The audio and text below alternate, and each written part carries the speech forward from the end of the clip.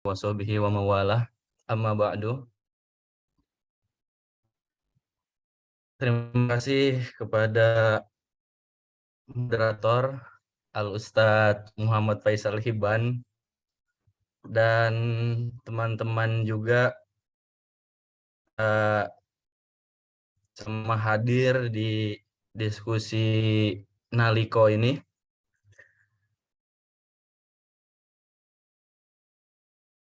Kemudian sholawat serta salam kita haturkan kepada Nabi besar Muhammad Sallallahu Alaihi Wasallam yang telah membawa umat Islam dari zaman kegelapan menuju zaman yang terang benderang ini.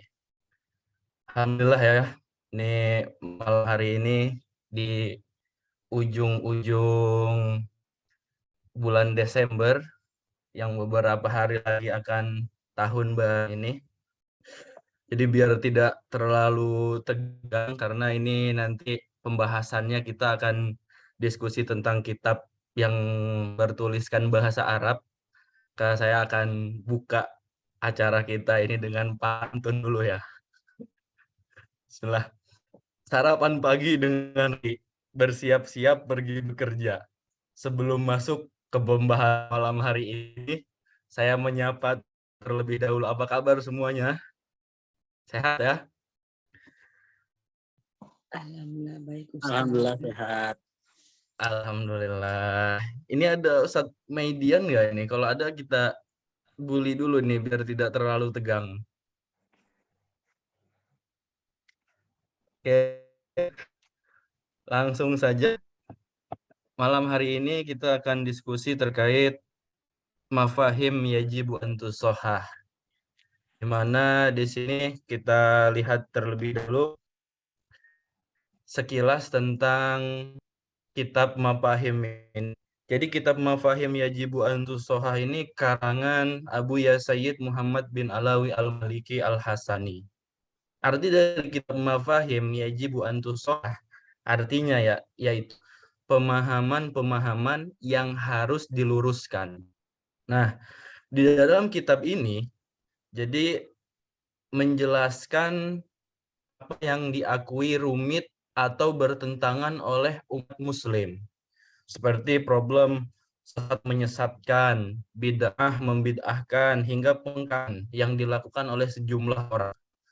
Bagi kaum muslim, terkait hal-hal terkait tersebut, itu kan dia masih banyak pertentangan di situ, seperti ziarah kubur, kemudian tawasul, dan lain sebagainya. Nah, dalam kitab ini, Sayyid Muhammad bin Alawi Al-Maliki menulis kitab dan menerangkan di dalamnya untuk memecahkan berbagai persoalan masalah sehingga dalam bukunya beliau mengulas berbagai permasalahan dengan profesional, menjauhi berlebihan, dan beliau berlaku adil dalam penulisan kitab ini.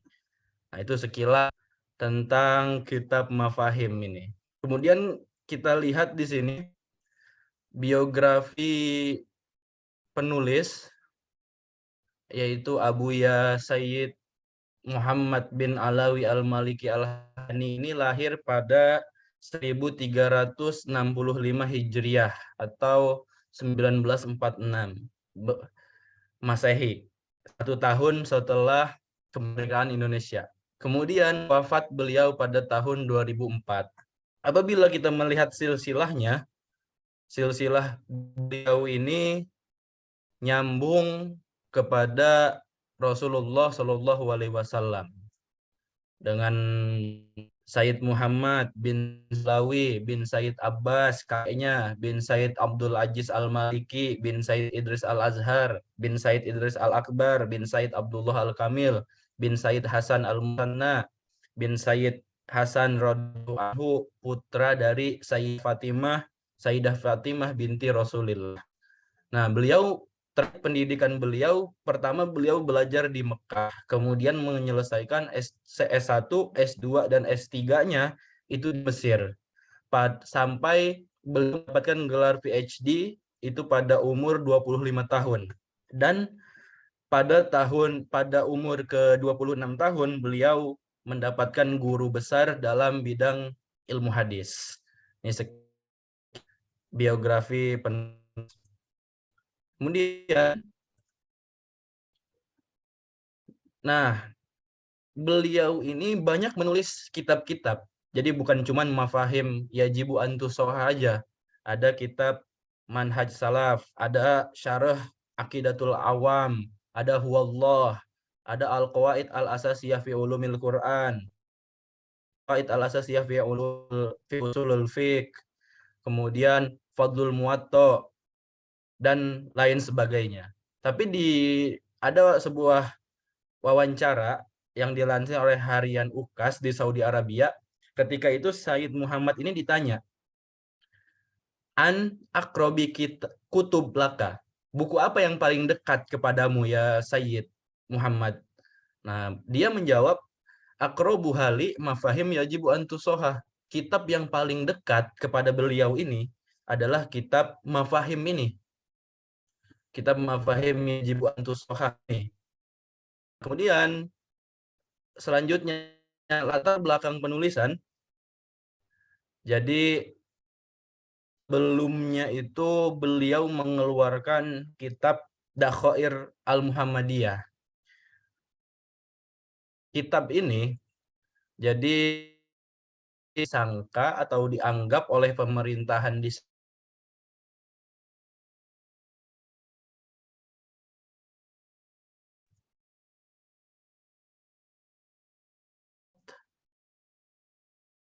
Halo? Oke, lanjut. Tadi ada pemutan suara. Oke, lanjut ya. Jadi latar belakang penulisan kitab ini itu sebelumnya beliau menulis kitab Dakhair Al-Muhammadiyah. Kitab Dakhair Muhammadiyah ini disangka bahwasannya kitab ini itu melawan pemerintah. Nah, akan tetapi Abuya sama sekali tidak melawan pemerintah di dalam kitab tersebut itu. Maka di situ ada kitab yang namanya Hiwar Ma'al Maliki. Dialog bersama Maliki. Nah, di dalam kitab Hiwar Ma'al Maliki ini, kitab ini menjatuhkan Abuya Said Muhammad. Jadi dijatuhkan beliau di situ. Akhirnya dari kitab-kitab yang sudah dari rekaman-rekaman murid-muridnya, kitab-kitab tersebut dijadikanlah sebuah buku, sebuah kitab yang bernama Fahim Yajibu Antusoh untuk Hiwar Ma'al Maliki ini. Dan banyak perdebatan-perdebatan di situ. Bahkan ibarat ada 100 penyerang dan juga 1000 pembela dalam kitab tersebut itu. Kemudian selanjutnya, nah di sini posisi kitab Mafahim di sini. Kitab Mafahim ini ada 3 posisi. Yang pertama Al-Dal, Al-Munazoroh, dan juga Al-Mukabir. Apa maksudnya di sini? Jadal ini sebuah debat membandingkan antara penulis yang terkenal dengan penulis yang lain, perdebatan. Al-Munaziroh ini yaitu sebuah diskusi. Di dalam kitab Mafahim banyak diskusi-diskusi di dalamnya. Dan juga Al-Mukabiroh. Al-Mukabiroh ini yang terakhir yaitu perdebatan atau perselisihan antara di dalam masalah-masalah ilmiah yang itu tidak menunjukkan kebenaran tapi malah kejelekan. Jadi orang-orang yang dibahas dalam kitab Mafahim ini mereka sombong. Sehingga kalau tidak ikut ajarannya, maka tidak benar. Ini dalam posisi kitab Mafahim di sini. Maka dari itu posisi kitab Mafahim di sini ingin meluruskan pemahaman-pemahaman yang bertentangan tersebut. Kemudian dalam ilmu jadal atau perdebatan yang bertujuan mengalahkan pihak lawan, ada teori yang disebut dengan al-munaqadah. Munaqadah itu ibtalu ahadul qaulaini bil akhar. Membatalkan salah satu salah satu perkataannya dengan perkataan yang lain. Sering kita dengar Ustadz Hamid itu selalu bilang kalau mau melawan Barat ya dengan pemikiran Barat. Nah, pun demikian di dalam kitabnya ini Abu Sayyid Muhammad ini bukan ingin dituliskan mereka membandingkan atau memperdebatkan dua atau beberapa tokoh yang menjadi panutan mereka ini, atau dalam kitab tersebut biasanya kelompok-kelompok Wahabi gitu atas Muhammad bin Abdul Wahab ini. Jadi diperdebatkan di situ, dipertentangkan perkataan-perkataannya itu, perkataan-perkataan imam besarnya itu. Nah, di sini kalau kita lihat di dalam Al-Qur'an, afala yatadabbaruna al-Qur'an walau kana min indi ghairillah lawajadu fi ikhtilafan katsira. Maka tidaklah mereka menghayati Al-Qur'an. Sekiranya Al-Qur'an itu bukan dari Allah, pastilah mereka menemukan banyak hal yang bertentangan di dalamnya. Lihat banyak terjadi gonjang-ganjing yang di dalam keyakinan mereka ini. Banyak perdebatan padahal itu dari yang mereka ambil gitu, dari mereka agungkan sendiri, dari ulama-ulama mereka sendiri ada perdebatan di situ. Nah, itu hal itu apabila diperdebatkan dan juga di situ ada kesalahan, maka pertentangan ini yang membuat hal ini paradoks atau ambigu gitu. Kemudian dalam pembahasan kitab Mafahim ini banyak sebenarnya, bukan cuma ada 3 ini, Aqidah, Mabahis Nubawiyah, Mabahis Mukhtalifah, banyak sebenarnya pembahasan-pembahasannya. Atau antum bisa lihat di sini daftar isinya ini sangat banyak hal-hal yang mau dibahas. Insya Allah nanti teman saya, saudara Ahmad Rizkon akan memperdalamnya lagi secara dalam lagi tentang kitab ini. Nah, di sini saya ambil tentang at-tahdzir minal mujafah bitakfir. Jadi dalam pembahasan pertama di dalam kitab ini itu tentang at-tahdzir minal mujafah bitakfir. Banyak orang-orang salah yukhti'u aslahumullah fi haqiqatil asbab. Jadi banyak orang-orang itu salah, banyak orang-orang salah dalam memahami kafir. Mereka tiba-tiba mengkafirkan tanpa sebab yang nyata di sini. Akhirnya Abu Sayyid Muhammad Alawi ini menuliskan di dalam kitabnya ini tentang kafir tersebut. Bagaimana coba di sini dijelaskan? Misalkan bertemu dengan orang yang dia itu muslim, kemudian menjalankan sholat. Orang ini menjalankan sholat, melakukan kewajiban-kewajiban Allah. Kemudian ada satu yang berbeda dari kamu, ajaranmu di sini di kitab beliau ini dijelaskan, apakah kamu tiba-tiba bisa menganggap dia kafir? Maka dari itu di sini perlunya mendudukkan makna kafir terlebih dahulu. Nah, kafir ini apa sih? Maka itu kafir sendiri kan artinya asyirku billah, syirik kepada Allah, menyekutukan Allah. Nah, itu. Kemudian yang kedua, memperjelas konteks kejadian. Apakah bisa dianggap ketika seseorang itu tidak melakukan sholat, bisa tiba-tiba dianggap dia itu kafir gitu? Tidak sholat nih sekali. Apakah tiba-tiba dia kafir? Maka dari itu harus diperjelas konteksnya. Orang yang meninggalkan sholat dan menganggap halal dengan meninggalkannya, tidak memiliki kewajiban sholat, barulah dia kafir. Maka dari itu penyebab orang sholat itu apa? Menentangkah? Atau karena meremehkankah? Atau karena sendiri? Tidak mudah dalam mengkafirkan seseorang, itu tidak mudah. Kemudian yang terakhir, hukum kafir perlu orang yang menghalalkan tidak sholat. Tidak sholat itu halal. Nah, atau kita lihat di sini kami sengaja tuliskan babul muslimi fusukun wa qitaluhu kufrun.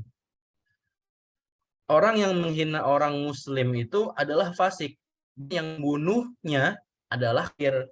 Nah, apakah kita ketika kita membunuh seorang muslim bisa kafir? Nah, ini kan hal-hal seperti ini tuh harus dikerucutkan lagi, jelas lagi. Maka hadis ini perlu diperjelas dengan penjelasannya yang membunuhnya dan juga bagi mereka yang menganggap halal. Jadi menganggap halal membunuh orang kafir, membunuh orang muslim halal aja, maka dia kafir. Seperti inilah yang masuk ke dalam beliau ini mafahim yajibu antusohah. Pemahaman-pemahaman yang harus diluruskan. Nah, di dalam kitab ini juga ada kisah nih. Ada 2 kisah yang kami ambil dari kitab Mafahim ini, emang sengaja beliau tuliskan terkait takfir, yaitu kisah yang pertama tentang Khalid bin Walid. Ketika itu Khalid bin Walid menuju Bani Jazimah. Dan beliau bertanya, siapa kalian? Kaum muslim atau kafir? Kata Khalid bin Walid. Mereka menjawab, kami adalah kaum muslim yang mendirikan sholat, menjalankan zakat, dan juga melaksanakan puasa dan lain-lain pada umumnya kaum muslim. Tapi dalam hadis mereka ini tidak mengatakan aslamna, tapi sobakna, agama sobiyah. Kemudian Khalid bertanya, buat apa senjata kalian? Ada permusuhan di antara kami, kata mereka. Akhirnya Khalid bin Walid menyuruh mereka untuk meletakkan senjatanya. Letakkan senjata kalian. Kemudian mereka diikat dan ditawan. Ketika pagi hari, juru bicara Khalid ini mengatakan kepada anak buahnya itu untuk membunuh mereka. Untuk membunuh tawanan-tawanan ini. Nah, berita tersebut sampai kepada Rasulullah. Akhirnya Rasulullah berbicara, saya tidak bertanggung jawab atas perbuatan Khalid. Saya tidak bertanggung jawab atas perbuatan Khalid. Dalam hal ini kan tidak menceritakan bahwasanya tidak mudah dalam menganggap seseorang itu keluar dari Islam atau kafir. Harus benar didetailkan di situ. Nah, kemudian yang kedua kisah Usamah bin Zaid. Mungkin kisah Usamah bin Zaid ini masyhur, antum-antum juga pernah mendengar. Nah, dalam kisah Usamah bin Zaid ini, jadi ketika itu Usamah mengejar seseorang, ringkasnya ya, Usamah mengejar seseorang, ketika orang ini hendak dibunuh, orang ini mengatakan la ilaha illallah. Akhirnya pengikut-pengikut Usamah itu ada yang ragu beberapa, tapi Usamah yang membunuhnya langsung. Akhirnya orang yang sudah mengucapkan la ilaha illallah tersebut dibunuh. Kemudian akhirnya berita tersebut sampai kepada Rasulullah. Sampai dalam riwayat Rasulullah itu berkata, mengapa tidak kau sekalian robek hatinya agar tahu apakah dia sungguh-sungguh atau berpura-pura. Saking marahnya Rasulullah kepada Usamah. Kenapa tidak sekalian kamu robek aja hatinya? Wahai Usamah, biar tahu apakah dia ini pura-pura atau sungguh-sungguh. Usamah berkata, saya tidak akan membunuh orang la ilaha illallah.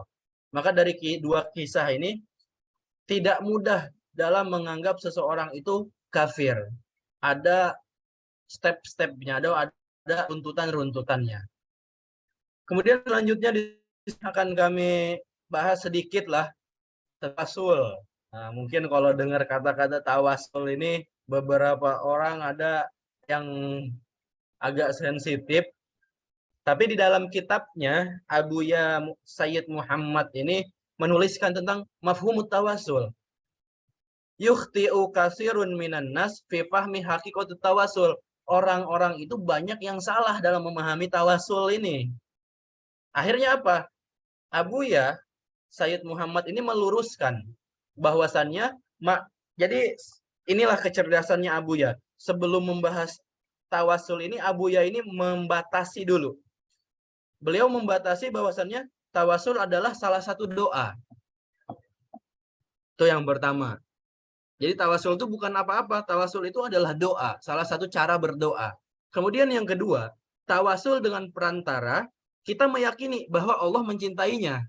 Ketika kita bertawasul kepada dengan Nabi Muhammad, kita percaya bahwasanya Nabi Muhammad ini dicintai oleh Allah Subhanahu wa taala.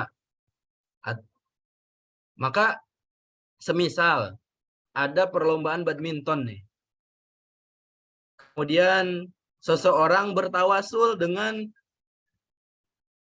tawasulnya Kevin Sanjaya. Nah, itu kan kita tidak meyakini bahwasannya Kevin Sanjaya ini dicintai sama Allah.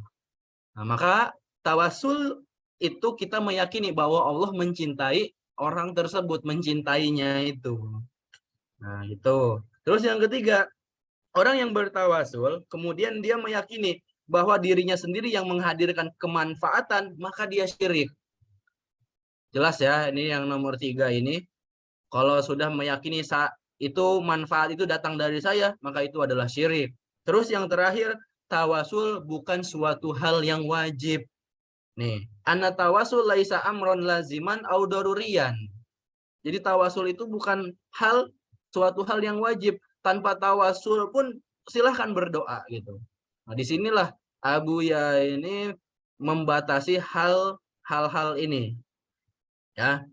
Kemudian yang terakhir, ternyata ada di dalam kitabnya beliau, ternyata ada tawasul yang muttafaq alaih. Tawasul yang semua ulama dari golongan apapun itu meyakini kebenarannya. Yaitu apa? Tawasul bil a'mal as-solihah. Semisal kita mau hajat nih, mempunyai hajat. Ada tawasulnya di situ apa? Tawasul dengan sholat hajat. Kita pengen dapat rezeki, ada tawasulnya dengan sholat duha.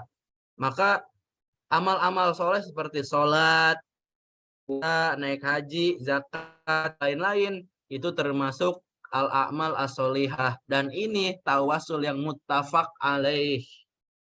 Terkait tawasul, Ibnu Taimiyah di sini menuliskan bahwasannya beliau punya kitab sendiri tentang tawasul. Qaidatun jalilatun fit tawasul wal wasilah.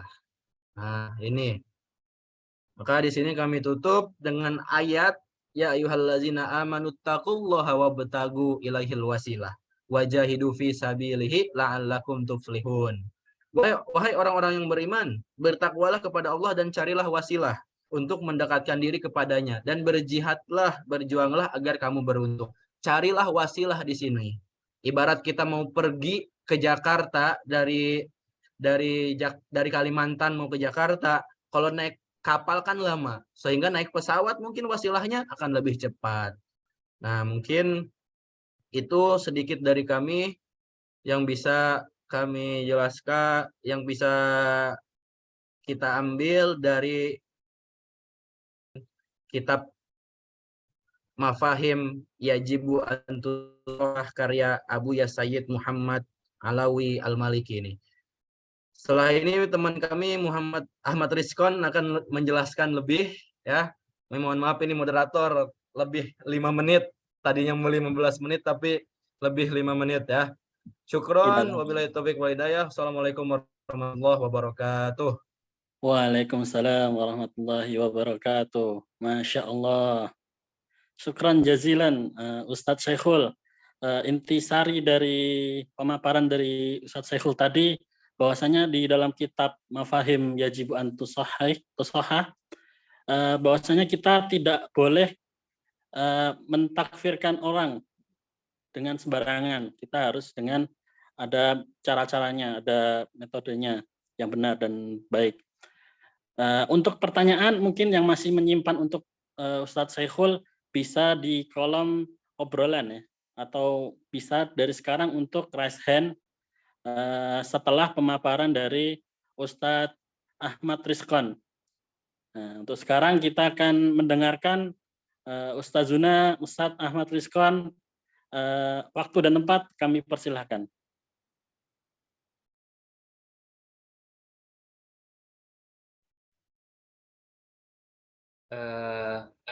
Sebentar, teman.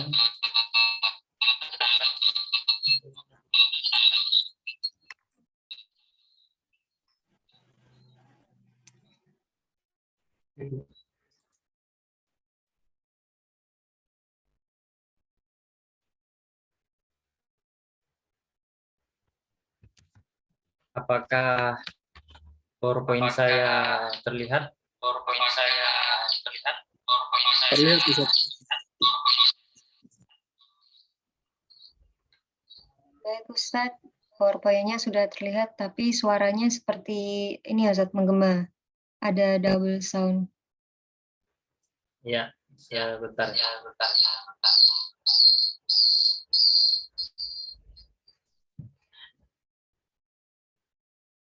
Apakah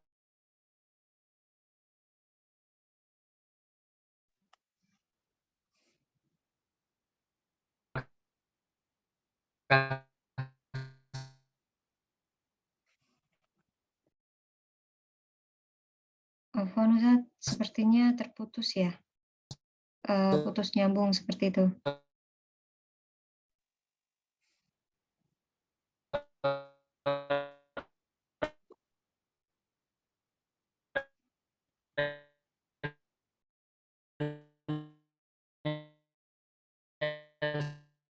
Afwan Ustadz Rizkon, suaranya banyak terputusnya ya, mungkin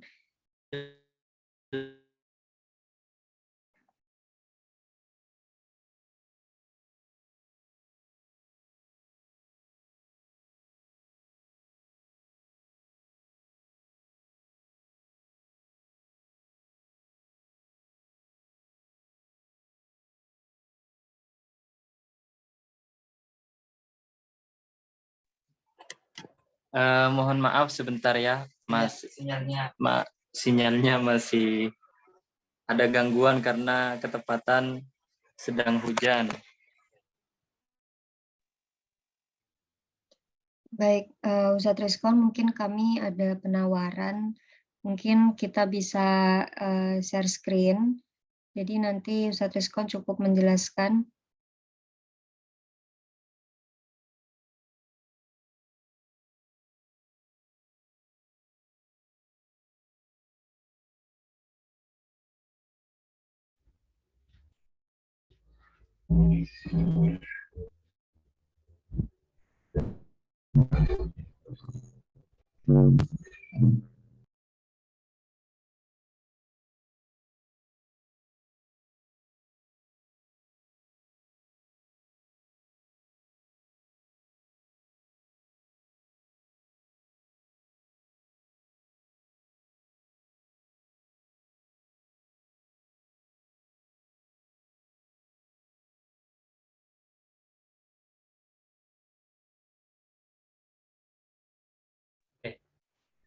Bismillahirrahmanirrahim.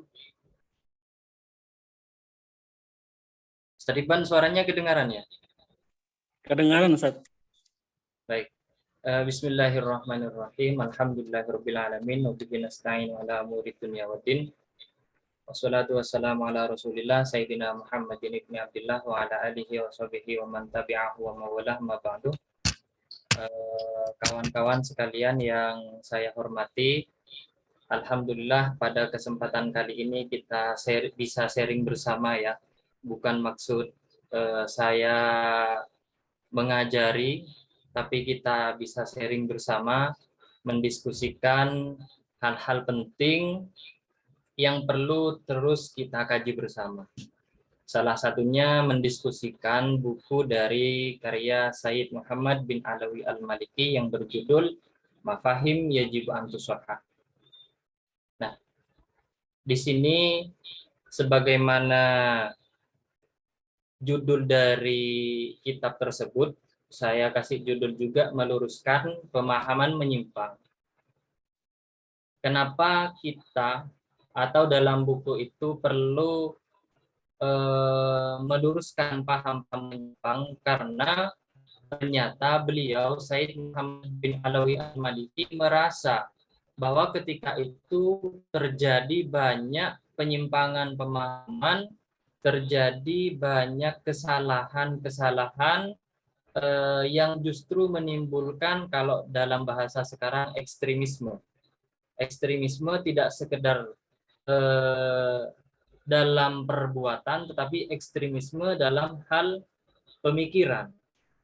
Nah, oleh karena itu, ketika terjadi kesalahan pemahaman, terjadi penyimpangan pemahaman, maka Said Muhammad berusaha untuk menjelaskan paham-paham yang benar, paham-paham yang sesuai ajaran Islam, Al-Quran, hadis, dan pendapat para ulama.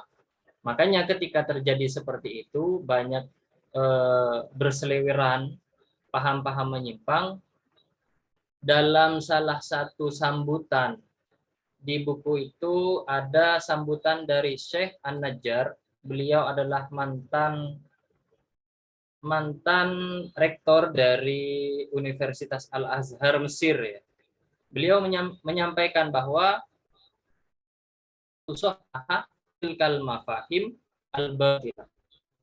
Jadi beliau mengapresiasi terhadap upaya yang dilakukan oleh Said Muhammad untuk menjelaskan bahwa di situ banyak paham-paham menyimpang sehingga perlu diluruskan.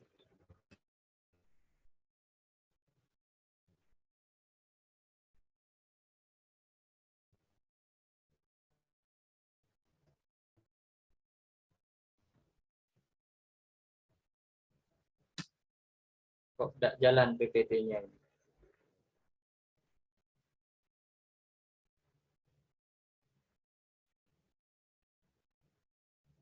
Bentar, PPT-nya kok tidak bergerak ya?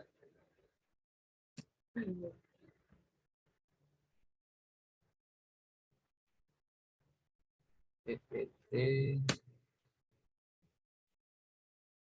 tidak bergerak.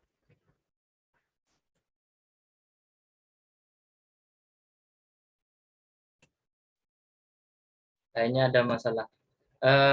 Bisa dibantu, Ustazah Misal?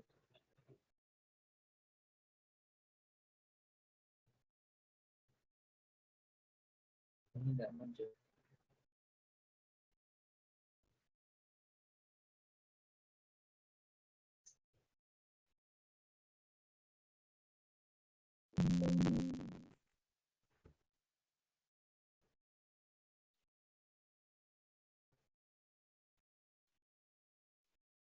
Baik, apakah sudah terlihat Ustadz?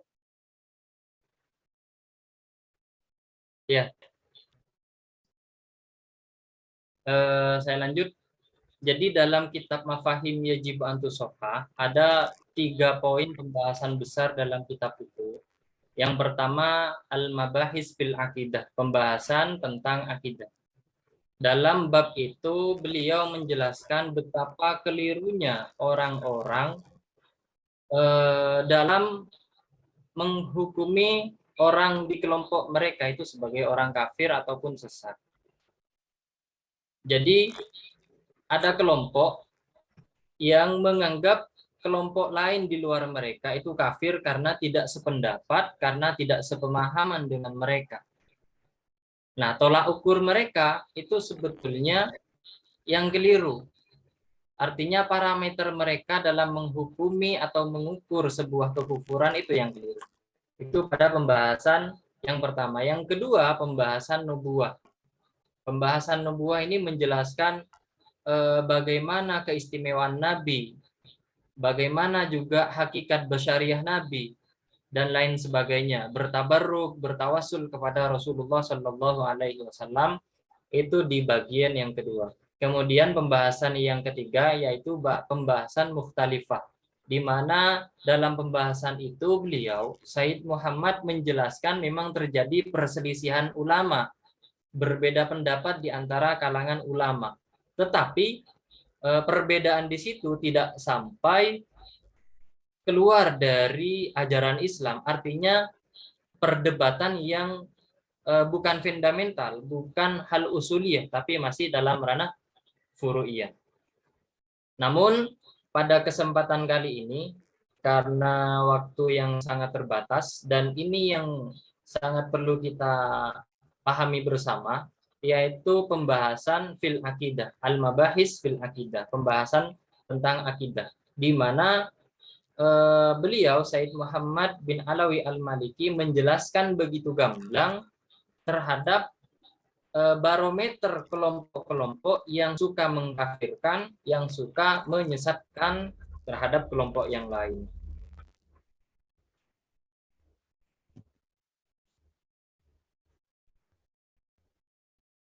Lanjut. Jadi pembahasan kita pada kesempatan kali ini yaitu terfokus pada pembahasan fil akidah, parameter kekufuran dan kesesatan. Kenapa beliau di awal kitabnya, di awal kitab Mafahim Yajibu Antusoh Hadis itu kok langsung menjelaskan betapa kelirunya orang-orang menghukumi takfir atau tadlil kepada orang yang lain. Nah, dalam kitab Mafahim itu disebutkan yufti'u kasirun minan nas fi fahmi haqiqatil asbab allati tufriju sahibuha an dairatil Islam wa tujibu alaihi al-hukmu bil kufri. Jadi sudah banyak ketika itu orang-orang yang keliru pemahamannya tentang takfir dan tadlil, sehingga menganggap orang di luar kelompok mereka sebagai orang sesat. Ketika sudah sesat, maka dia kafir. Maka terusan dari penjelasan tadi, faida da'auta musliman yusolli wa yuaddi faraidallah wa yajtanibu maharimahu wa yansuru da'watahu wa yushidu masajidahu wa yuqimu ma'ahidahu ila amrin tarahu haqqan wa yarahu ala khilafik warra'yu fihi bainal ulama mukhtalifun qadiman iqraran wa inkaran falam yuwa'iduka fi ra'yika faramaitahu bil kufri li mujarradi mukhalafatihi li ra'yik faqad faraqta adimatan nakro'an wa ataita amrun idza nahaka anhu Allah wa da'aka ilal akhdi fihi bil hikmati wal husna. Jadi ketika seseorang mengajak umat Islam yang sudah menjalankan syariat Allah kemudian menjauhi larangannya, tetapi kok ternyata dia tidak mau diajak, dia memiliki pemahaman sendiri, maka jangan kemudian dia dianggap sebagai orang yang membangkang, orang yang sesat, bahkan orang yang kufur. Maka jangan seperti itu. Ketika berkeyakinan demikian, artinya mengajak umat Islam yang sudah taat, umat Islam yang sudah menjauhi larangan Allah, kok kemudian dia tidak mau untuk diajak, maka jangan serta-merta langsung dia dicap sebagai orang sesat, orang yang kafir. Nah, ketika dilakukan seperti itu, mengkafir-kafirkan orang yang tidak mau mengikutinya, maka itu adalah sebuah penuduhan yang tidak mendasar, adalah kesalahan yang besar. Hanya gara-gara tidak mau ikut, kok kemudian dihukumi sesat, dihukumi kafir. Nah, itu sesuatu yang kesalahan yang sangat besar. Contoh, dalam Al-Quran, surat Al-Fatir ayat 8, di mana Imam As-Sawi menafsiri dari ayat tersebut, beliau mengatakan, hadhil ayat nazalat fil khawarij alladhi yuharrifuna ta'wil al-kitab wasunnah wa yastahilluna bidzalika dima'al muslimin wa amwalihim kama huwa musyahidul an fi nadhairihim wa hum firqatun ardil hijaz yuqalu lahum al-wahhabiyah yuhsabuna annahum ala syai'in illa innahum humul kadhibun. Jadi kelompok Khawarij itu yang diikuti oleh golongan Wahabi sekarang, di mana mereka mentahrif Al-Quran, di mana mereka memahami hadis secara tekstual, secara zahir, kemudian mereka menganggap bahwa orang-orang di luar kelompok mereka sebagai kelompok yang halal darahnya. Kenapa? Karena mereka sudah kafir. Ini jelas merupakan sebuah kekeliruan yang sangat besar. Bahkan ada seorang ulama, yaitu Syekh Sulaiman bin Abdul Wahhab. Beliau ini adalah kakak kandung dari pendiri Wahabi, Muhammad bin Abdul Wahhab. Beliau menyatakan dalam As-Sawa'iqul Ilahiyah fi Raddi 'alal Wahhabiyah. Di situ beliau menjelaskan bahwa orang Wahabi ini mengklaim sudah mengikuti Al-Quran, mengikuti hadis, dan mereka berpendapat dengan pemikiran mereka sendiri.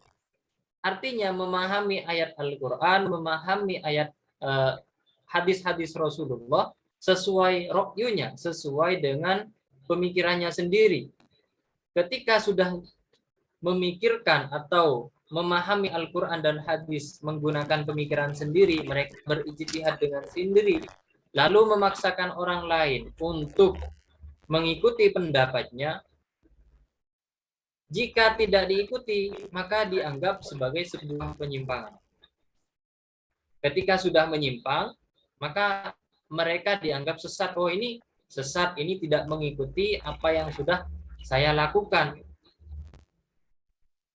Berarti menyesatkan orang-orang yang tidak sepemahaman dengan mereka.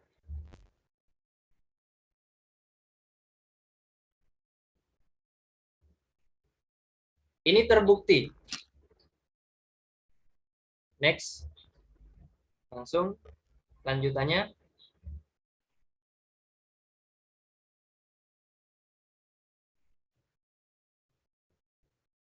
Slide berikutnya.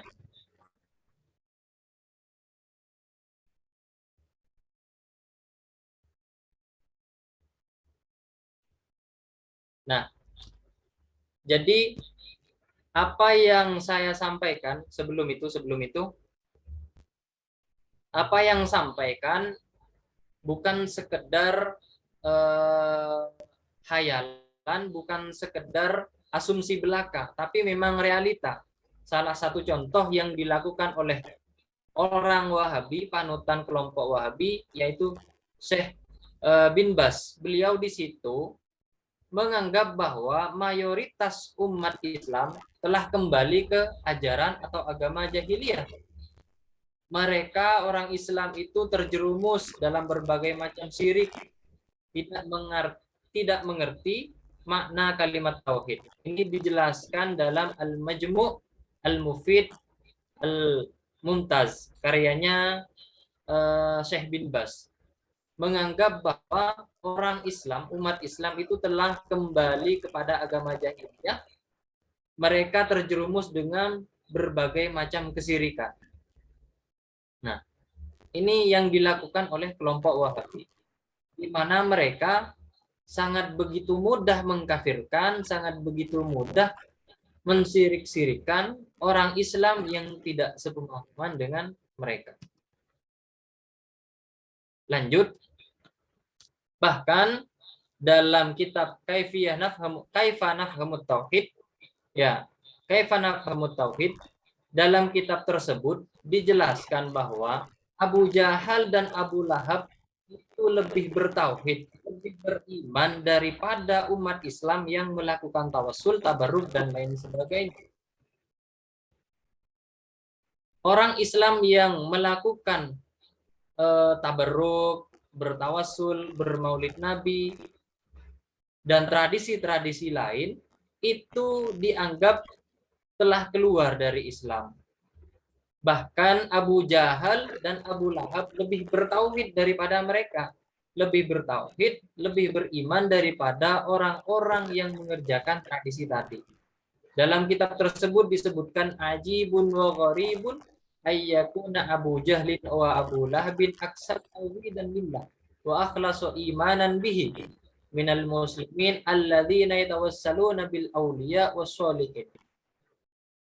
Jadi Abu Lahab dan Abu Jahal itu lebih beriman daripada orang-orang yang bertawasul kepada para wali dan juga para orang-orang soleh. Ini tolak ukur mereka yang sangat begitu keliru. Tolak ukur atau barometer mereka dalam menghukumi sesat atau bahkan kafir yang serempangan atau malah membabi buta.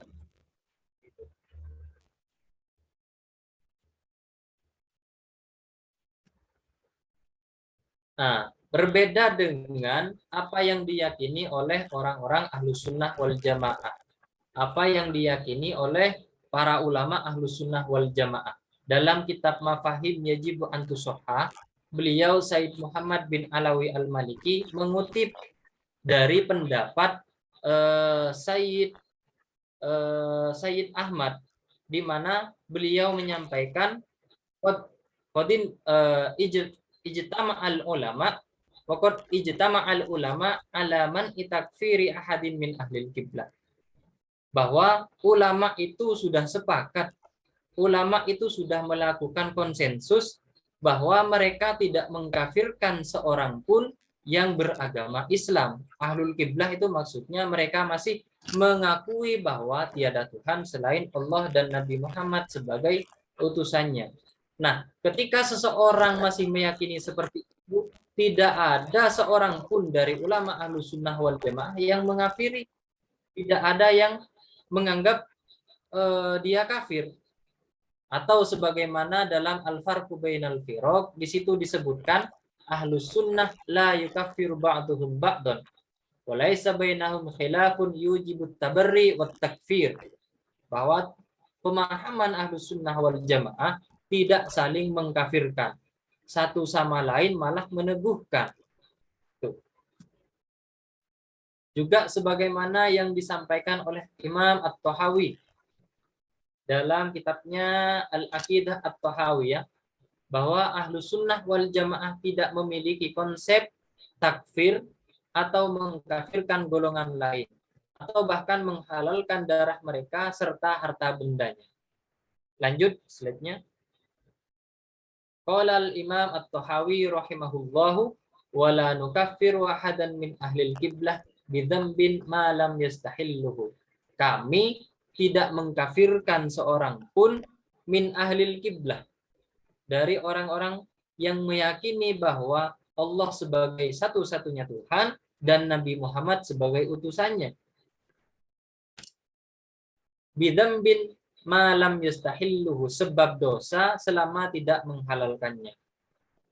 Ya, sebab dosa yang selama tidak menghalalkannya. Artinya kalau menganggap dosa itu halal atau boleh dikerjakan, maka itu sudah sangat jelas menyalahi terhadap ajaran agama. Oh, ini sesuatu yang dilarang di dalam agama, kok ternyata menganggap halal, menganggap boleh, meyakini bahwa itu bukan sebuah larangan. Nah, itu sudah jelas mengubah terhadap ajaran agama. Nah, sebetulnya konsep takfir atau mudah mengkafirkan, mudah menyesat-nyesatkan, itu bermuara dari hadis yang berbunyi wa syarrul umur muhdatsatuha wa kullu muhdatsatin bid'ah wa kullu bid'atin dhalalah wa kullu dhalalatin finnar.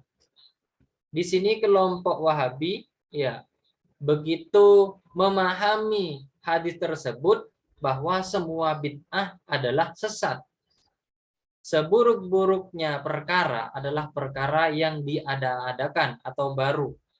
Ya, secara tekstual hadis itu mengonfirmasi bahwa secara tekstual menjelaskan bahwa hadis itu semua muhdatsah bid'ah. Semua yang baru itu bid'ah. Wa kullu bid'atin dhalalah, dan setiap yang baru adalah sesat. Wa kullu dhalalatin finnar, dan setiap yang sesat itu ada di neraka. Nah, inilah yang diperdebatkan, inilah yang selalu digaung-gaungkan sehingga mudah menyesatkan, bahkan mudah mengkafirkan. Kenapa? Karena melakukan sebuah tradisi yang baru. Semisal melakukan tahlil seperti tadi, bertawassul kepada para nabi, bertawassul kepada orang-orang soleh, yang dimana menganggap bahwa tawassul itu tidak pernah dicontohkan oleh Rasulullah. Tabarruk, meyakini bahwa tidak pernah dilakukan oleh Rasulullah. Sehingga yang tidak pernah dilakukan oleh Rasulullah itu dianggap sebagai bid'ah dan sesat. Sehingga pelakunya masuk neraka. Ketika sudah meyakini seperti itu, pelakunya masuk neraka, otomatis dia meyakini juga sebagai orang yang kafir. Nah, tuh. Nah, pertanyaannya, apakah setiap bid'ah pasti sesat? Apakah betul kullu bid'atin dhalalah? Setiap bid'ah itu sesat? Maka perlu tahu bahwa bid'ah itu diklarifikasi, dibagi oleh para ulama. Apa sih yang dimaksud dengan bid'ah? Secara bahasa adalah sesuatu yang baru, yang sebelumnya tidak pernah ada contohnya. Itu secara bahasa. Secara syara adalah malam yakun fi ahdi Rasulillah. Sesuatu yang belum pernah dicontohkan oleh Rasulullah. Jadi sesuatu yang belum pernah dicontohkan oleh Rasulullah itu adalah bid'ah. Tetapi di sini para ulama membaginya menjadi beberapa bagian. Ada yang membagi menjadi 2, atau bahkan Syekh Izzuddin bin Abdissalam, beliau membaginya menjadi 5 macam. Ada bid'ah hasanah, bid'ah dhalalah, bid'ah mubahah, bid'ah mungkarah, dan bid'ah muharramah. Nah, di sini Imam Al-Baihaqi dalam Manaqibus Syafi'i, beliau membagi bid'ah menjadi 2. Ada bid'ah hasanah, ada bid'ah sayyi'ah. Bid'ah hasanah itu bid'ah yang tidak menyalahi Al-Quran, tidak menyalahi hadis atau sunnah, tidak menyalahi asarus sahabah dan ijma' ulama. Sementara bid'ah yang sayyi'ah ya kebalikan dari bid'ah hasanah itu tadi. Maka kata kullun di situ bermakna sebagian. Kenapa bermakna sebagian? Karena di situ masih ada pembagian-pembagian sesuai dengan hadis-hadis Rasulullah yang lain. Contoh, man sanna fil Islam sunnatan hasanatan falahu ajruha wa ajru man amila biha ba'dahu, ya, di mana seseorang yang memulai sesuatu yang baru dalam Islam, maka dia akan mendapatkan pahala dari apa yang dia mulai tadi, serta dia mendapat pahala dari orang yang mengikutinya, min ghairi ayyang kusa min ujurihim syai', dan pahalanya tidak dikurangi sama sekali. Artinya apa? Ketika seseorang memulai hal baru dalam Islam dan itu tidak bertentangan dengan Al-Quran, tidak bertentangan dengan sunnah, tidak bertentangan dengan asar dan ijma' ulama, maka dia mendapat pahala dari apa yang ia mulai itu tadi, serta mendapat pahala dari apa yang diikuti oleh orang-orang setelahnya. Sebaliknya, man sanna fil Islam sunnatan sayyi'atan kana alaihi wizruha wa wizru man amila biha, ya, orang yang memulai kejelekan dan itu diikuti oleh setelahnya, maka dia juga akan mendapat dosa. Min ghairi ayyang kusa min ujurihim syai'. Yang pada intinya orang yang berbuat baik dan sebelumnya tidak pernah ada, maka dia mendapat pahala. Sekaligus dia juga mendapat pahala dari orang yang mengikutinya. Begitu juga apabila ada orang yang melakukan sesuatu baru dan itu berupa kejelekan berupa sesuatu sayyi'ah, maka dia mendapat dosa. Sekaligus mendapat dosa dari orang yang mengikuti jejak langkahnya.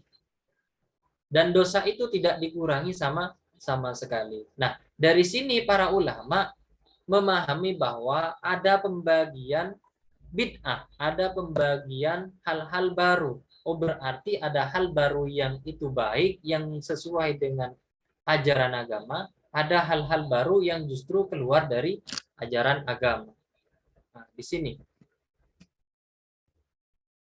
Maka Imam Nawawi dalam kitabnya Sahih Muslim Bisyarhin Nawawi, beliau menjelaskan kullu bid'atin dolalah di situ. Apa kata beliau? Semua bid'ah adalah sesat. Lafadz kullu bid'atin dolalah, ya, itu merupakan teks general. Lafdun amun, ya, yang jangkauan hukumnya dibatasi. Lafdun amun, amun maksusun wal murad ghalibul bid'ah. Itu adalah lafadz am maksus yang maksudnya kebanyakan bid'ah. Berarti kalau kebanyakan, tidak semua bid'ah pasti sesat.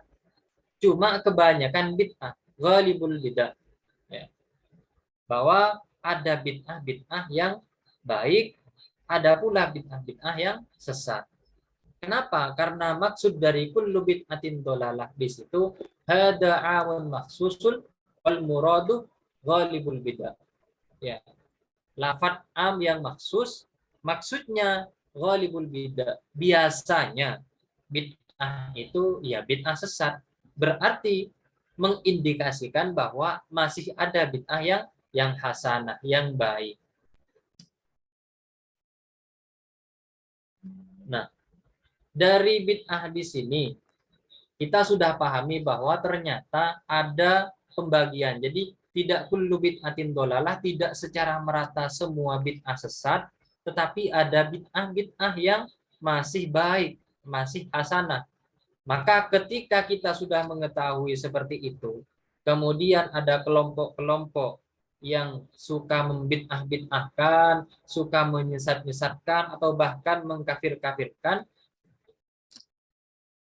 maka perlu kita jelaskan, perlu kita sampaikan bahwa tidak semua tradisi baru itu adalah sebuah kekeliruan, adalah sebuah kesesatan, adalah sebuah penyimpangan.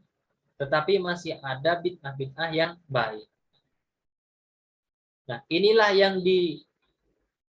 yang dijadikan sebagai argumen oleh kelompok di luar Ahlus Sunnah wal Jamaah, hadis di mana menyebutkan bahwa kullu bid'atin dolal dipahami, dimaknai secara tekstual, menganggap bahwa memang semua kullu bid'atin dolalah, tetapi ternyata ada bid'ah-bid'ah yang baik. Bahkan ada sebuah anjuran untuk mengikuti tradisi selama itu tidak dilarang agama. Dan ini disampaikan oleh Al-Imam Ibnu Muflih Al-Hambali. Beliau itu panutan kelompok Wahabi. Beliau menyampaikan bahwa tidak sebaiknya meninggalkan tradisi yang ada di tengah masyarakat selama tradisi itu tidak diharamkan atau tidak menyalahi ajaran Islam.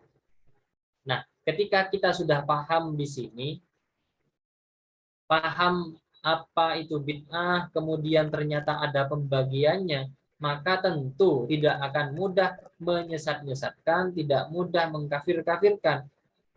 Sebab pengkafiran itu bermula dari pemahaman itu tadi, pemahaman bahwa semua itu bid'ah adalah sesat.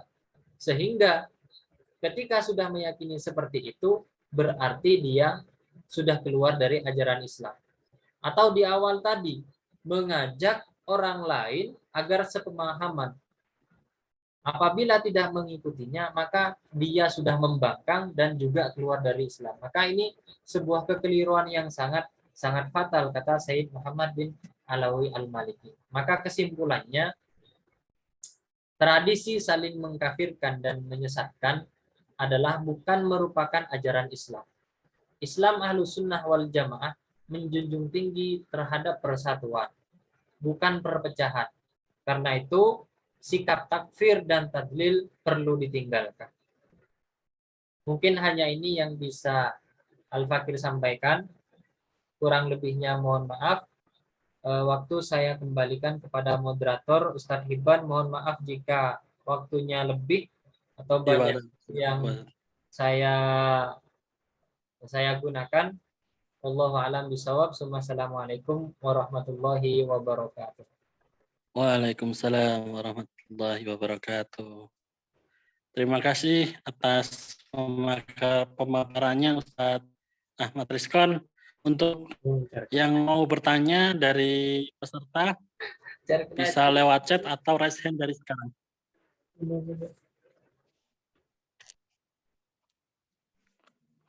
Cer.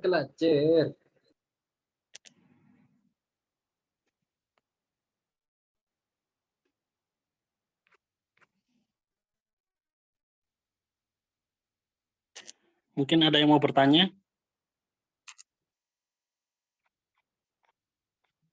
Jika malu-malu mungkin bisa dari obrolan lewat chat antara dua pemateri kita.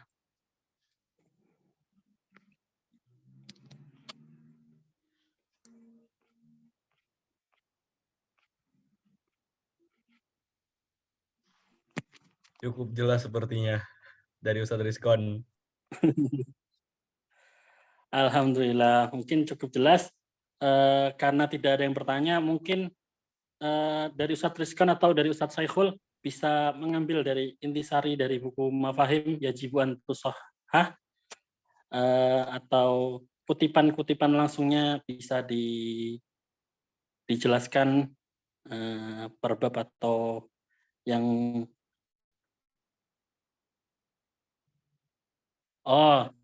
ada pertanyaan dari Ananda Bahrul mengenai ucapan Selamat Natal. Ya, karena sekarang lagi vibes-nya ya mungkin ya. Tahun baru, Nataru itu umat muslim banyak mungkin beda pemahaman tentang mengucapkan Selamat Natal kepada umat kepada Kristen, umat Kristen. Mungkin dari Ustadz Rizkon bisa menjelaskan pemahaman yang betul atau yang dijelaskan dalam buku itu yang menurut ahli sunnah wal jamaah. Waktu dan tempat kami persilahkan. Bismillahirrahmanirrahim. Jadi mengenai ucapan selamat Natal ya. Kalau ulama salaf, ulama-ulama terdahulu meyakini bahwa tahniah terhadap kelompok atau agama di luar Islam itu tidak diperbolehkan. Tidak diperbolehkan atau dilarang. Nah, cuma baru-baru ini saja ulama kontemporer yang khilafiyah. Artinya masih ada pendapat yang memperbolehkan, ada juga yang melarang. Nah, tapi kita perlu tahu sebetulnya kenapa mereka memperbolehkan. Kenapa mereka kok tidak melarang. Artinya boleh-boleh saja umat Islam menyampaikan selamat kepada orang kafir. Itu yang perlu kita ketahui. Jangan hanya mengambil secara literal seperti kelompok Salafi itu, kelihatan bahwa tokoh ini menyampaikan atau mengucapkan selamat Natal kepada orang kafir tanpa kita mengetahui alasannya itu apa. Tanpa mengetahui sebab-sebabnya menyampaikan atau mengatakan selamat itu apa. Nah, tapi kalau kita mau mengikuti terhadap ulama-ulama salaf, ulama-ulama terdahulu, maka jelas mereka itu ijma ulama melarang, tidak memperbolehkan mengucapkan selamat Natal kepada orang kafir. Bahkan konon ada sebuah cerita, jangankan menyampaikan selamat Natal kepada orang kafir. Ada sebuah cerita di mana Rasulullah kedapatan pakaian yang di situ ada gambar salibnya. Nah, oleh Rasulullah itu langsung dibuang. Oleh Rasulullah langsung disingkirkan. Nah, ini bukan ucapan, tapi hanya kelihatan di situ lambang-lambang orang kafir sudah langsung dibuang oleh Rasulullah. Apalagi menyampaikan selamat. Berarti ketika umat Islam menyampaikan selamat Natal, yang di situ mengesahkan Nabi Isa, ya menuhankan Nabi Isa, berarti kan secara tidak langsung membenarkan keyakinan mereka terhadap penuhanan kepada Nabi Isa. Tuh. Mungkin itu yang bisa saya sampaikan, Ustadz Hibat. Terima kasih Ustadz Rizkon atas jawabannya. Mungkin ada pertanyaan lagi terkait bedah buku ini, buku yang dari berjudulkan Mafahim Yajibu an Tusohah.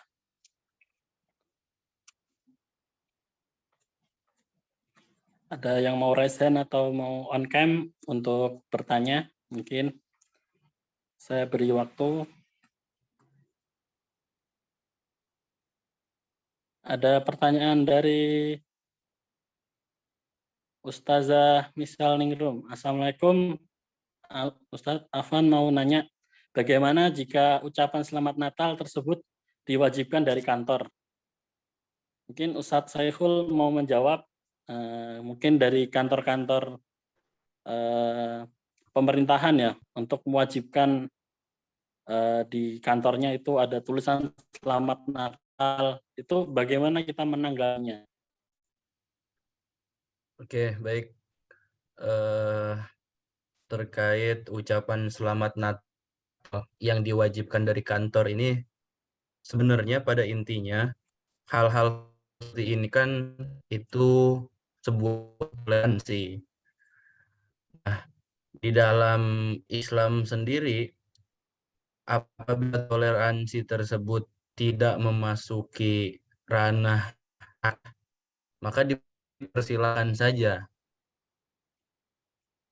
Karena toleransinya itu tidak merusak akidah. Adapun kalau ucapan selamat Natal yang diwajibkan dari kantor ini, apakah kita harus melihat dulu apakah semua orang yang ngomong satu-satu gitu, selamat Natal, atau hanya yang diucapkan oleh Ustadz Hiban tadi, hanya tulisan-tulisan yang ditempel pakai bunga-bunga itu. Nah, jadi kita harus melihat juga pada intinya selama dia tidak masuk ke dalam ranah akidah, maka toleransi-toleransi yang seperti itu diperbolehkan. Mungkin itu sedikit jauh dari kami. Ya, terima kasih Ustadz Saiful. Untuk selanjutnya mungkin karena sudah ada 2 pertanyaan dan diwakili satu persatu oleh pemateri, mungkin kita tutup dengan Alhamdulillah. Alhamdulillahirabbil alamin. Sebelum kami tutup, kita bubarkan, mungkin kita bisa dokumentasi dulu. Mungkin yang mendengarkan bisa on cam sekarang, dan yang berpihak bisa men-screenshot dari adminnya. Ya, mungkin Ustadz Rizkon, Ustadz Saiful, dan yang lain-lain bisa kita berfoto bersama.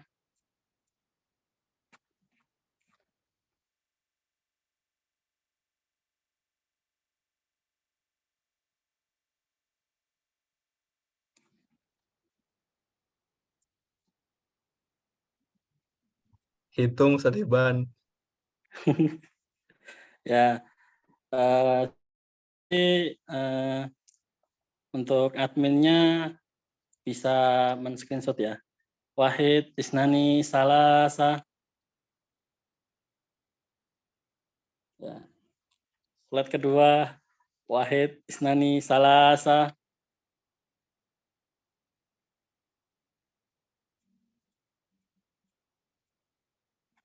Ya, mantap. Sebelum saya tutup, mungkin kita membaca dulu doa kafaratul majlis. Subhanakallahumma wa bihamdika asyhadu an la ilaha illa anta astaghfiruka wa atubu ilaik. Astaghfiruka Ya. wa atubu ilaik. Ya, untuk kekurangannya dari saya minta maaf. Ihdinas siratal mustaqim. Wassalamualaikum warahmatullahi wabarakatuh.